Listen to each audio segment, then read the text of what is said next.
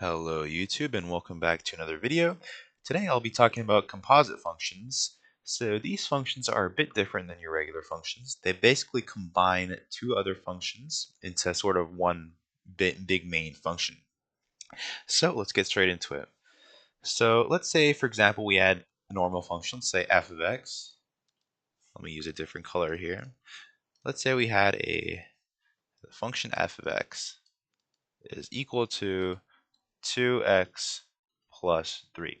It's a pretty standard function.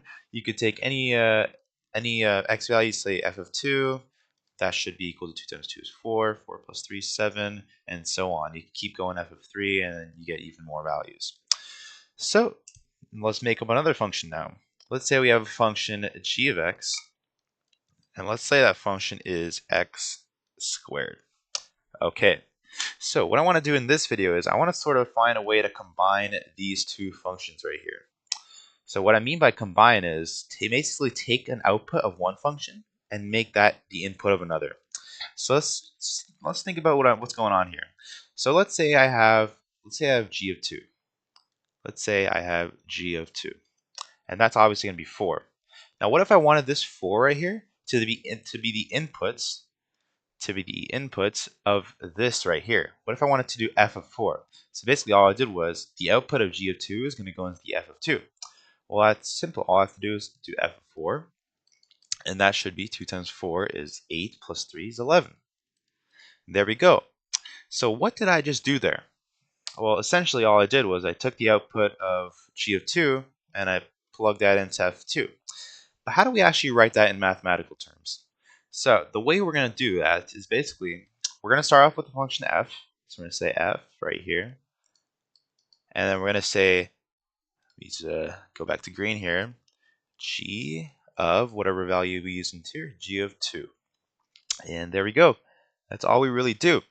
So to think about it, what's really going on here is we're taking the function f, and the input of f is just going to be g of 2. So you can say the input x value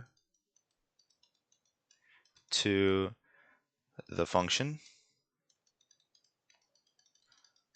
f is just g of 2. Whatever this number is, g of 2. So let me actually do this in green here so this makes sense. So we can say g of 2. So yeah, so whatever the whatever g of 2 is, that's what our input to their x value is. And what this evaluates to is we can just we can keep going here. This basically should evaluate to f of, and since g of 2 is right there, you can just sub this in right here. And g of 2 is just 4, so you can say f of 4. And we already figured that out to be 11. So that's basically what composite functions are. You basically take the output of one function and you smash it into the input of another. So for example, let's say I wanted to do, let me clear the board here. Let's say I wanted to do the composite evaluation of, let's say I wanted to do g of f of 1. Let's say I wanted to do this. So I'd highly suggest whoever's watching this to pause the video and try this problem out on your own, and then come back once you've solved it. So I'll give you a second. So now that you've hopefully attempted the problem, I'm going to work through it now. So basically our first step is to evaluate whatever's inside here, because our input to our function g is going to be f of 1. So what is f of 1? Let's evaluate that right here. So we go f of 1 is equal to 2 times 1 plus 3. And f of 1 is equal to 5. Perfect.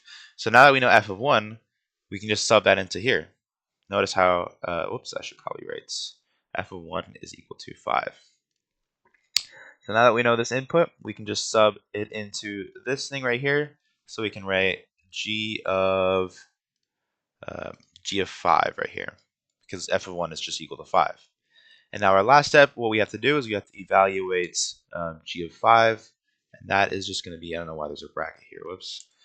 G of 5 squared is just 25. So you can say g of 5 is equal to 25 because, right, we're just squaring 5 because that's our function g of x, and it's just equal to 25.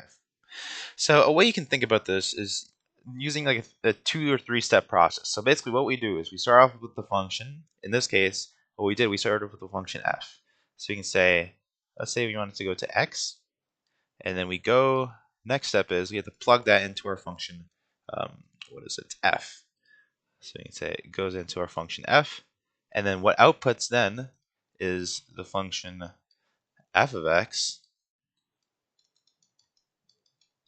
And then after that, we take whatever is in f of x, and then we go plug it into g.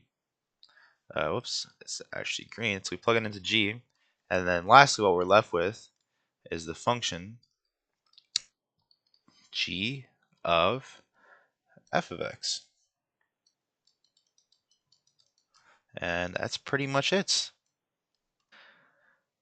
So something else to note is there is specific notation that you have to work with when dealing with composite functions. So what I mean by that is this notation f circle g. What we read that as f of g.